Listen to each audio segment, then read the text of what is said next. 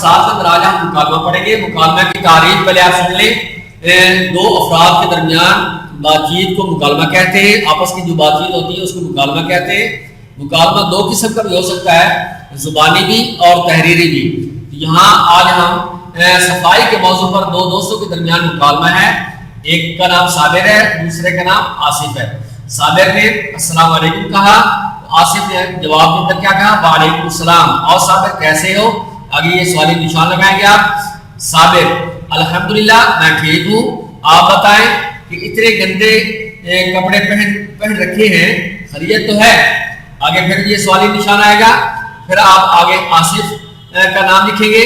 رات دیر تک جاگتا رہا ہوں, ابھی ابھی بیدار ہوا ہوں اور ابھی ہاتھ کو نہیں دھویا. صابر آپ کی حالت سے محسوس ہوتا ہے کہ آپ صرف عید پر نہاتے ہیں. آصف نہیں, میں ہر جمعے باقاعدگی سے غسل کرتا ہوں. صابر جناب بلا ناغہ غسل کیا کرو.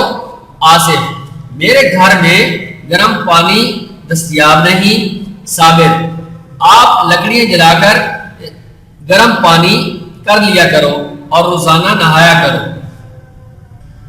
آصف میں آئندہ بلا ناغہ غسل کروں گا. صابر میں بہت شرمندہ ہوں اور آئندہ صفائی کا خیال رکھوں گا. آصف انشاءاللہ ضرور.